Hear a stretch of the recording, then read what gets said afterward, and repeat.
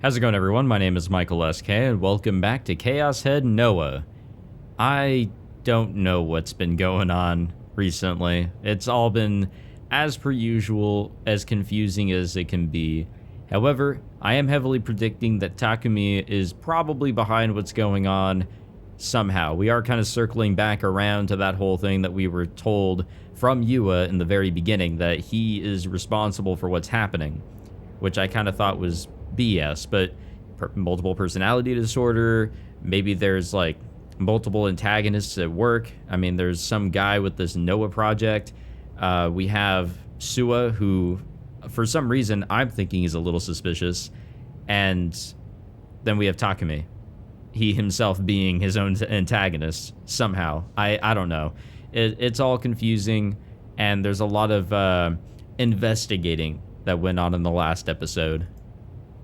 Within the Frisia reception room, or rather the narrow space partitioned off by a few shelves being used as one, Bond sat deep in concentration, scanning through a number of files. Opposite to him sat Yua, huddled up and making herself small. She had been taking frequent glances at Bond in an attempt to read his expression. From an outsider's perspective, it appeared almost like a child showing their parent the report card. Bond was currently reading the report of everything Yua had investigated concerning the NewGen cases and Nishijo Takumi. It also included the chat log between Takumi and Shogun from the day prior to the crucifixion case. As a result of her findings, Yua had concluded that Takumi was undoubtedly the true culprit behind the NewGen cases. すごいわね。これ全部一人で調べたの？はい、一応。Yua hung her head apologetically in response to Momose's praise. She stared at the Garo Froggy straps hanging from the bag below her feet. Oh yeah. Hold on a moment. The only other person that we know to have those frogs is Yua. And we saw one in that guy's possession. And I thought, oh, Nanami. I don't know, there's so much stuff going on here. She was speaking with a detective and the boss of an investigation firm. In terms of investigating, they were as professional as one could get. Compared to their prowess, information gathered by the investigation of an ordinary high school girl would be akin to childish scribblings. And yet, despite the supposed gap, Bond and Momose found themselves both impressed by the quality of the report. なかなかいい着眼点だ。よく調べたな。とりわけこの西条匠の多重性ってのが興味深い。西条匠は多重人格であり、オリジナルとなった西条匠の人格が眠っている時、つまり他の人格が活動中に事件を起こしている。本当に面白いわ。まあでもちょっとばかり現実離れしすぎてるかな。刑事さんは西条くんのこと犯人だって考えてないんですか？はっきり言っていいかい？ I mean, that'd be helpful to me. Her face stiffened, but after a moment, Yua nodded. 警察じゃ西条匠は容疑者として見ていない。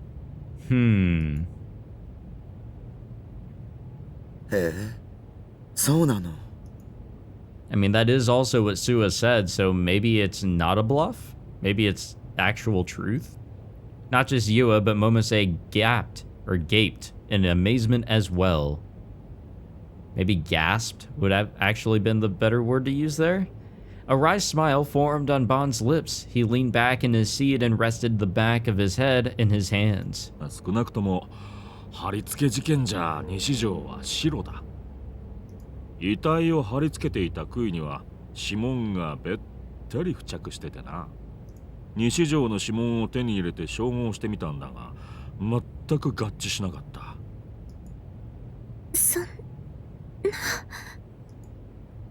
Yua was turning paler by the second. Her lips trembled. I mean, he could have still orchestrated it if there's another personality at work. He could have orchestrated the act and had somebody else do it. I mean, Rimi was quite literally there.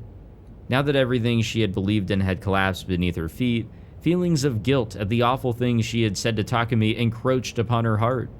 杭にあった指紋から容疑者についてはほぼ固まってんだ。まだマスコミにも公表してないけどな。ちなみにそれ、諏訪のお手柄だったりする。諏訪ちゃんは頑張ってるっていうのに、バンちゃんはよくここでのんびりしていられるわね。実は俺、捜査本部から外されたんだわ。はあ？本来の捜査サボって G レートのこととか調べてんの上司にバレちゃってな。This was the reason why his subordinate Sua had been the one to inform him of the seventh incident. There had been no reason for anyone else to call an investigator that was no longer working the case. あんたね、もっとうまく立ち回りなさいよ。まあバンちゃんに G レートのことを教えた私にも責任はあるけど。気にすんなって。それに G レートの件は個人的にも気になってたんだ。まあ西条にしても貼り付け以外の事件じゃまだ捜査線上にいる。もしかするとユアちゃんの推理が正しいかもしれん。ニュージェネは同一犯による連続殺人事件じゃないって警察は考えてるの？まだなんとも。ただついさっき第7の事件が起きたようだしな。個人的には犯人は複数いると思ってる。いろいろ喋っちまった。口外したって知られたらクビになっちまう。今のはオフレコな。Bond playfully placed his forefinger on his lip. で、本題なんだが。Having thought that her report had been the reason she had been summoned, Yua tilted her head in puzzlement. 聞きたいことってのは学校のことなんだよ。ユアちゃんは青井瀬名って子知ってるかい？君の同級生のはずなんだわ。After pondering for a moment, Yua shook her head apologetically. 名前は聞いたことがあるような気がしますけど、話したことはありません。ああ、そうか。その人が犯人なんですか？ I don't. ああ、全くの別件だ。昨日徹夜したのもその子のこと調べてたからでな。あんたさっき女子高生の生態がどうとかって。Momose, ever perplexed, received a wink and a grin from Bond before he turned back toward Yua. 例えば学校でものすごい手品を使う女生徒がいるって噂を聞いたことは？いえ、ありませんけど。さっぱり話が見えないわね。何のこと？例えば何もない空間から剣を取り出すような手品とか。 Oh yeah, that's right. He saw the video footage, the security footage. Yua's head snapped upward. Her expression was one of blatant astonishment. どうしてそれ？ Despite being the one to ask the question, Bond also had a look of surprise on his face.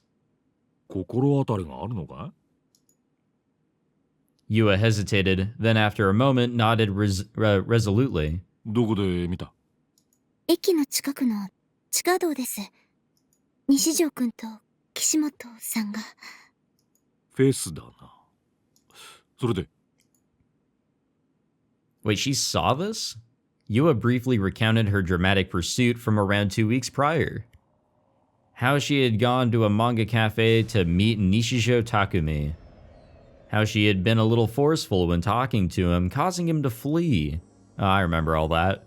How she had frantically chased him around Shibuya. How he had then managed to evade her. And how right when she was about to give up, she had stumbled upon Takumi and Ayase entering the underpass. だから私、その階段の上から二人の様子をこっそり伺っていたんです。二人は階段の一番下で何か話していて。あ、どんなことを話していたかは聞き取れなかったんですけど。そしたら、突然、岸本さんが剣を何もないところから取り出したんです。すごく大きな剣でバッグにも入らないような。まさか。俺が見たものと同じだな。Oh, they're learning about it. 俺が見たのは岸本じゃなかったかな。さっき名前を出した青井瀬名っていう少女だ。実は葵が剣を振り回してたっていう目撃証言が渋谷のあちこちから出てる。その手品、渋谷の若い子たちの間で流行ってるのかしら。でも私が見たあれは手品にはとても見えませんでした。それに他にも何か見たの？信じてもらえるかどうかわからなく Oh, て、 she saw 誰に two も of 話したこ ISA. とはないんですけど、あの時岸本さんは剣を出しただけじゃなくて。 Yua's words faltered, and she slowly licked her lips. She looked lost on whether or not she should continue. Her eyes darted around the room. But eventually she steeled her resolve and fixed her gaze upon Bon. 二人に分身したんです。まるで本当にその場に二人いるみたいでした。私、わけがわからなくて。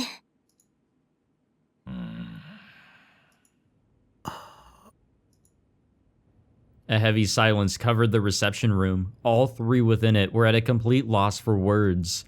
とにかく一体どんな種があるのかわかんねえが、そんな手品みてえな真似ができる連中がこの渋谷には何人かいるらしい。それと岸本綾瀬も青井瀬名も西条匠と接触したことは確認済みだ。これが偶然とは思えねえわけよ。西条くん、あの少年の周囲ではどうも現実離れしたことばかりが起きてるような気がする。 As Bond said that, his words from the call before reappeared in his mind. 怪獣か魔法使いで済ませられるならよっぽどいいけどな。Bond's murmur did not reach the other two. Averse to the gloomy atmosphere, Momose took a breath and sipped on her tea that her subordinate had brought over to her. Then as she brought the cup back down, she put on a smile and unceremoniously made to change the topic. ところで岩ちゃん、そのカバンにぶら下がってるカエル、最近流行ってるんでしょ？はい。 Yua gave a sigh of relief, having been saved by the kind company president. なんて言うんだっけ？ゲロカエルンです。いろいろ種類が出てるんじゃなかった？ 10 種類ぐらい。はい。私は友達からもらっただけなので詳しくは知らないんですけど。なんだってこんな手抜き商品が流行るんだろうな。見た目だって俺の方がずっと可愛いぞ。バンちゃん、寝言は寝てから言いなさい。冗談だって。 Poor guy. 私も実はどうして流行っているのかよくわからないんです。あら、結構可愛いと思うけどね。ももちゃんの見る目も衰えたな。世論は私の方が正しいって証明してるじゃない。バンちゃんも買いに行った方がいいわよ。一体どこへ行けば買えるものなんだ？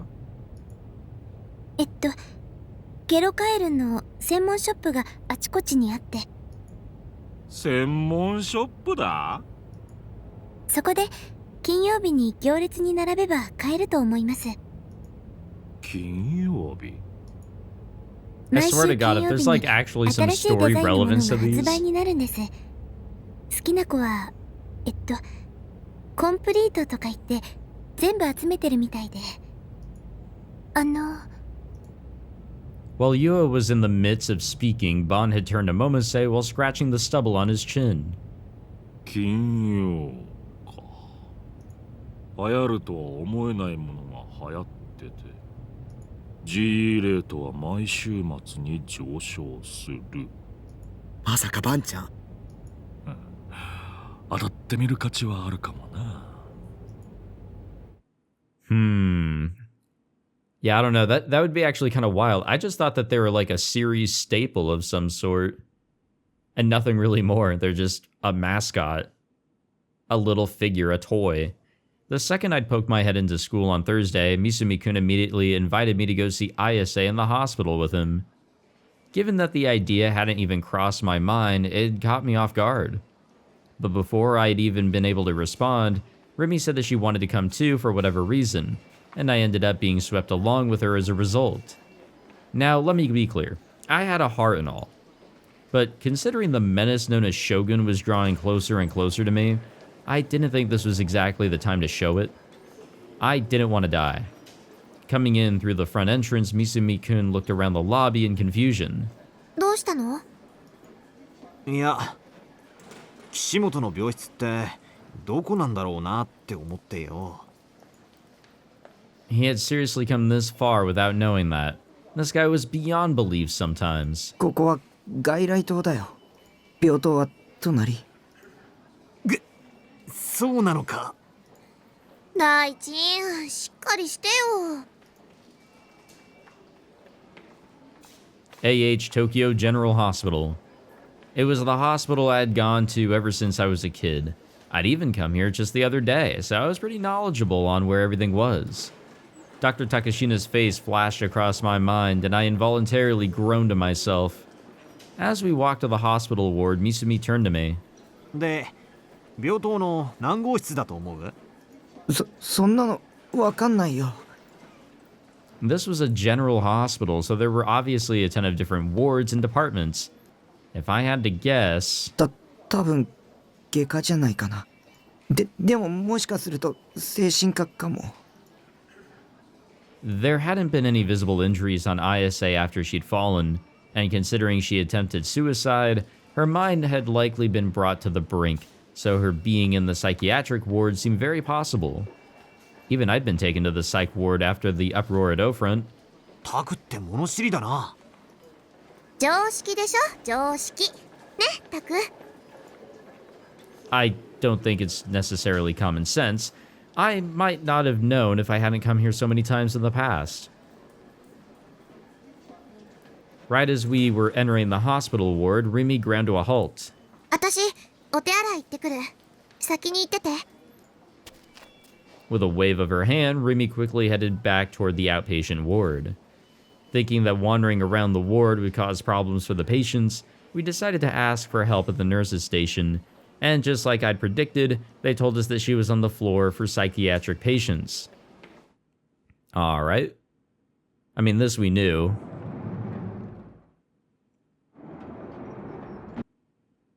Oh, lovely. Fantastic.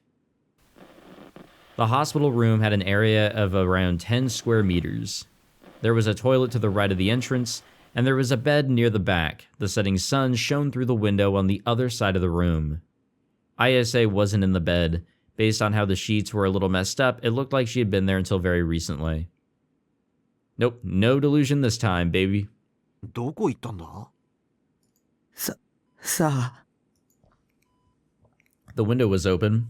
Wind blew against the white curtains, sending them fluttering in the breeze.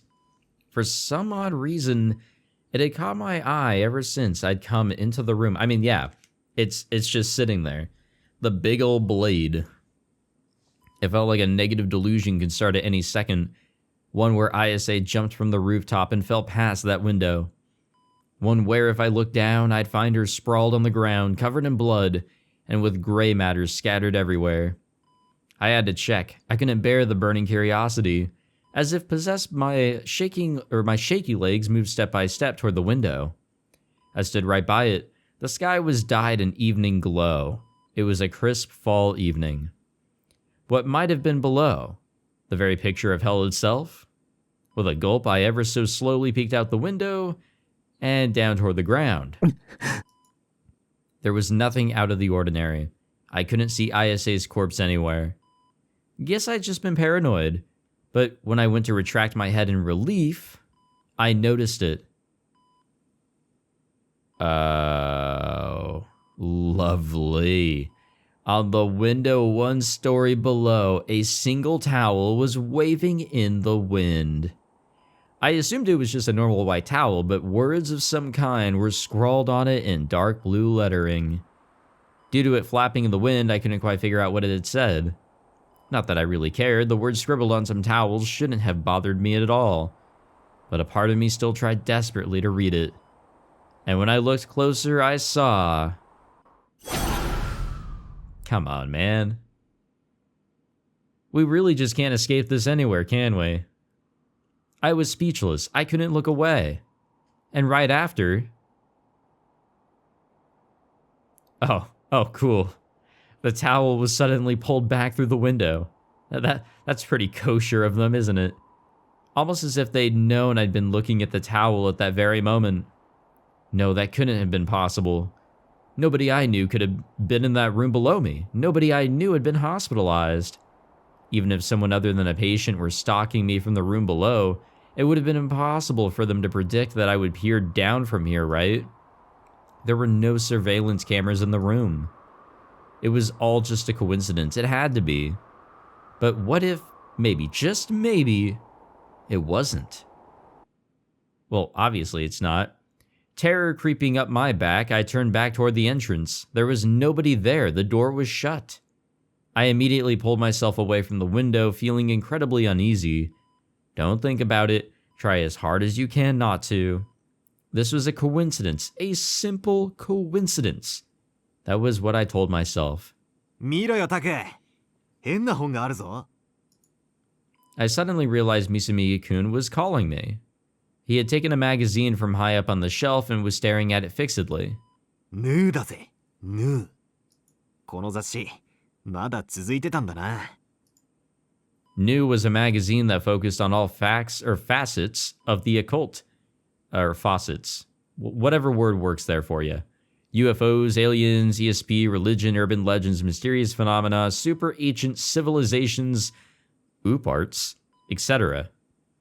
It wasn't difficult at all to believe that our very own schizo shit-loving ISA would be reading it. Wow. こっちの文庫本は、何々？グラジオール記黙示録詩編？ファンタジー小説っぽいな。I wasn't familiar with that specific book, but the term gladule did ring a bell. Where had I heard it again? I was pretty sure it had been pretty recent. 岸本と付き合うとなると、この趣味に合わせないといけねえのか。大変そうだぜ、これは。Had he still not given up on dating Ayase? Even after being turned down in an instant last time? Huh? Are we now just noticing it? Suddenly, Ayase's D-sword came into view in the corner of my eye. It was leaning against the window. It looked like a space battleship ripped right out of a sci-fi movie. My opinion on it hadn't really changed either. It was an awesome-looking sword possessing equal parts beauty and cruelty. Even though it wasn't glowing, and even though it was just leaning against a window, it still had the typical impressive feeling of presence to it. Misumi-kun showed no sign of noticing the sword. Huh. So the eyes of normal people couldn't see them after all. I wonder, if I were to take it without Ayase knowing, would the sword become mine? If I could really obtain a D-sword with zero effort, then there would be no time to waste here. The desire to do so bubbled up within me. Within a gulp, I timidly, ever so timidly, reached out for the sword. I grasped the hilt. Or, well, I tried to grasp it. But my hand had gone right through it, leaving me grasping only thin air. I tried once more, but the result was no different. I couldn't grab it. I couldn't even touch it. Did that mean that the sword wasn't real booted? As mutual recognition hadn't been achieved, it was no more than Ayase's delusion. An illusion, a dream, an afterimage. Things of that nature. 何やってんだ？お前。Misumi-kun looked at me in confusion. Well, we can come up with a good excuse there. We then waited for about 10 minutes, but Ayase, still showed no signs of coming back. Same thing for Rimi. She was still in the bathroom, apparently. Where could she have actually gone? I don't know, one floor below us, maybe? リミって、この病室の場所知ってたか？あ、 We'd asked for the location at the nurse's station after Rimi had left. She could very well be wandering all throughout the hospital as we spoke, not having any idea where we were or where this place was. あいつバカだからな。俺たちみたいに誰かに聞こうって発想がないのかもしんねえぞ。探しに。I felt uneasy not being with Rimi. I couldn't say for sure that this hospital was safe. If Shogun were reading my mind right now, he would have known that I was here. そうだな。待つのも飽きたし、タクもあいつがいないと寂しいだろうからな。なあ、ぶっちゃけ、リミとはどうなんだ？え？付き合ってんのかって聞いてんだよ。お前ら、最近結構いい感じじゃね？付き合ってないよ。Despite what I'd said, my face was still flushed. Me and Rimi dating. It was true that I'd had delusions of that many times. I hadn't been interested in 3D in the past, but nowadays Rimi was becoming more and more important to me with every passing day. But back when Rimi had said that she'd stay by my side, she'd also said the following. そんなの友達だからに決まってるでしょ。 Yeah, ain't that a stab through the heart? In other words, she only saw me as a friend. There was no way in hell she'd want to start a romantic relationship with an otaku freak like me. Besides, Rimi would probably be a bit slow on the uptake with that kind of thing.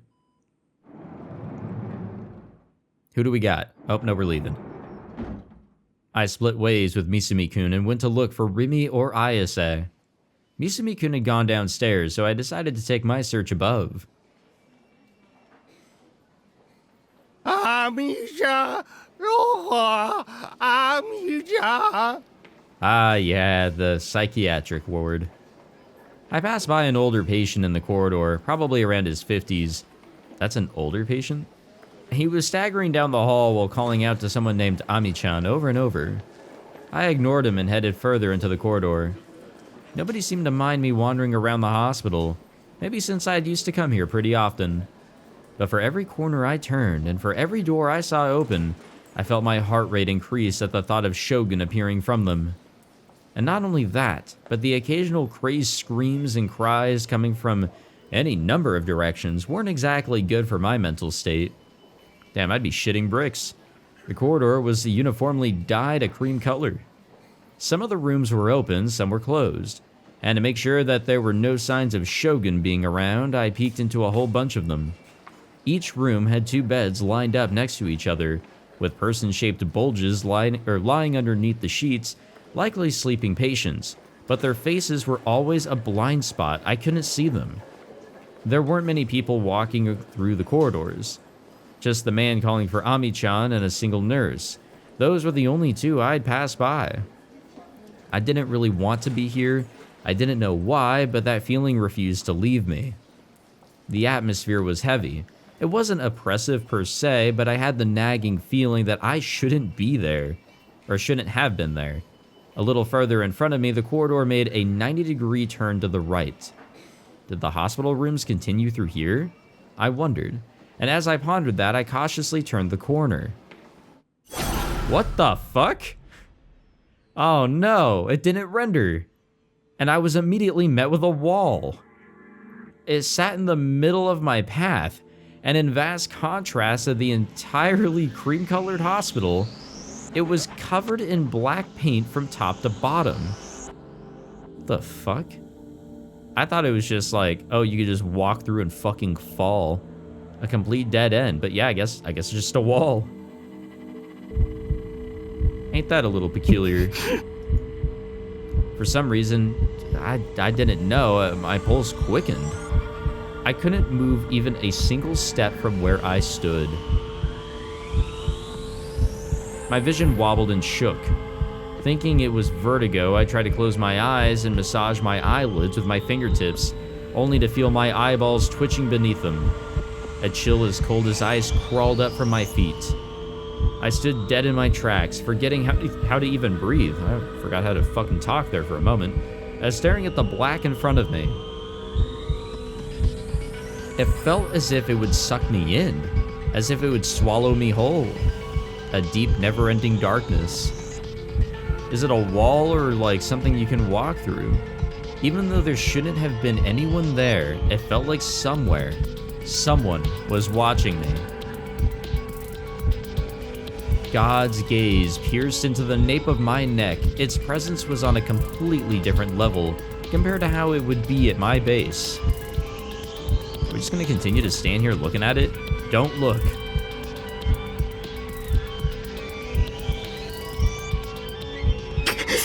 What are we gonna see when we open our eyes, though? Mustering all my mental strength, I managed to close my eyes.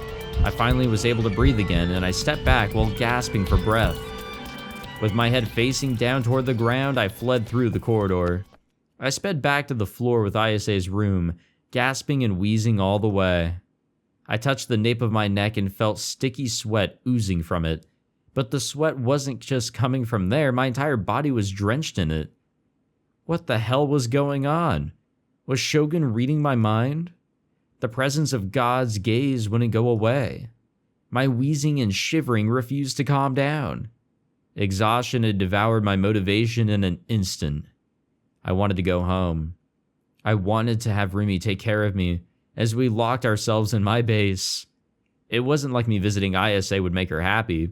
If anything, it would probably do the complete opposite. I was an idiot for coming along with Misumi-kun. The guy clearly had an agenda, and it was at complete odds with me. I had no reason to be here. I should just go home. Before either Shogun or Yua appeared. They always appeared whenever I least expected it. Well, we're highly expecting it, therefore they shouldn't pop up, right? I bet they'd pin down where I was with ease. No matter where I was, I needed to be prepared. Tracing the wall with my hand, I staggered my way to Ayase's hospital room. Had Misumi-kun gotten back yet? Hoping he'd found Rimi, I dragged my legs forward. 山井さんがまたアミーちゃんっていう名前を呼んでたんですよ。 I heard the voice of a nurse coming from ahead. Looking up, I saw that two of them were walking in my direction.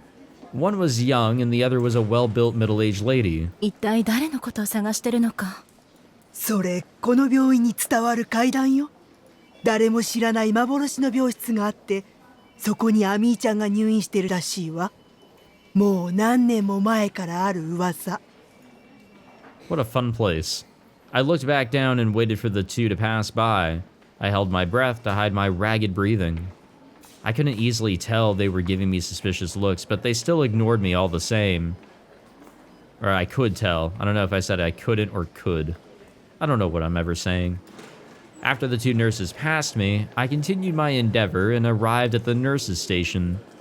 I must have missed Ayase's room, as it should have been a bit before. Clicking my tongue, I wiped the sweat off my forehead. It still felt like I was being watched.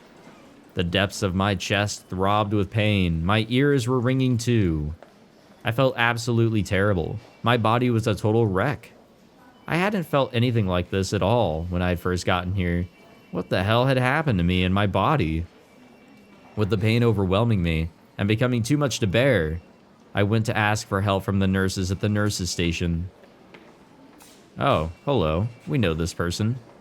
Thumbnail material, there we go, yeehaw. But there was only one nurse there. She didn't seem to have noticed me. Her back was turned to me, and she was mumbling something while deeply absorbed in whatever she was working on. In her hand was a clipboard. She was writing something on the form stuck to it. 信仰の救いあれ、信仰の救いあれ、信仰の救いあれ、信仰の救いあれ。 You know, I always felt like she was a little wacky. Oh. I'd seen this person many times before. She was at Wonders, Hazuki-san. Oh, this was the AH Tokyo General Hospital Psychiatry Ward. Psychiatry Ward. God damn, I really am stupid. Of course she'd be here. She'd already attended to me twice in the past month alone. Oh man, this was perfect. If I called out to her, she'd surely help me with whatever I... An urgent-sounding ringing noise suddenly rang throughout the room. Sound urgent. Hazuki-san put down her clipboard in surprise and then operated a switch with her hand. The ringing sound was cut off. What's happening? She'd probably been paged to do some nursing thing, and then rushed out of the nurse's station in a flurry. Why hadn't she noticed me, even though I was suffering from so much pain right behind her? I could barely stay standing. The vertigo was awful. With no other choice, I decided to go to the nurse's station to wait for someone to get back. I found a stool around where Hazuki-san had been standing and then sat down. My head ached. I felt like it had been back when the earthquake hit a week ago. But this pain had a different nature to it, or so it felt anyway. I needed something to drink. Just trying to breathe hurt my throat, likely because of all the gasping and wheezing I'd been doing. I casually looked around the area. My eyes then landed upon the clipboard Hazuki-san had been holding, and the very next moment, what was scrawled on it entered my field of vision. What is it gonna be? It's gonna be that fucking drawing that was on the back of Takumi's paper, wasn't it? No, oh, wait a minute, hold on. Oh no, that was quite different indeed. It wasn't what I predicted, but very concerning nonetheless. Whenever I'd gone in for a checkup, Hazuki-san had always been writing something on that clipboard of hers, all while having the same gentle smile on her face. I thought that she'd been writing down the prescriptions that she planned on giving me, my temperature, things like that. That was why what was drawn there was beyond my comprehension. Why does he look like that? Like, why? It looks so fucking stupid the way they drew him like that. I had seen it before. I had already seen this shittily drawn sketch somewhere before. Wait, we have? But where? Where had I seen it? What the fuck? We actually saw this somewhere? My head ached. A stabbing pain pierced through it. The hairs on the nape of my neck stood on end. I don't know why we're thinking of that. Don't look at me. I picked up the clipboard. Countless medical forms were clipped onto it. I went to flip up the page. The second piece of paper had the same shitty drawing. I flipped to the next page. The third was also the same.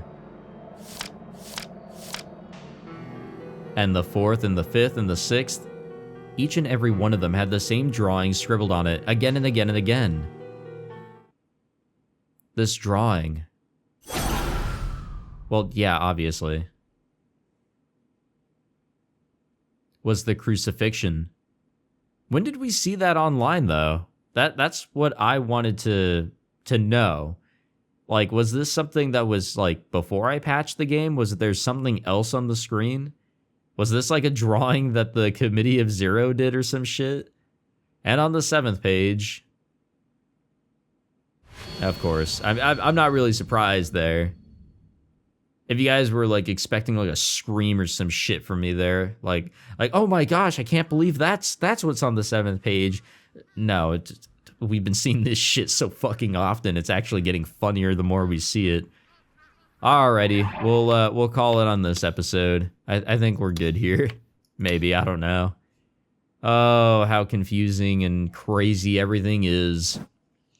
Well, I got no answers out of this one, but another prediction I can make, there's something up with this fucking hospital. Obviously, the nurse is kind of sus, and I pointed that out last time as well. But also, this hospital, there's something going on. I've had like a sinking feeling from the get-go, but no, there's most definitely something happening here. I don't know if we'll get to the bottom of it, per se, but at least we can have our suspicions here. Thank you all for watching this episode. If you enjoyed, be sure to leave a like, subscribe, all that fancy jazz, and I will see you all in the next one. Take it easy.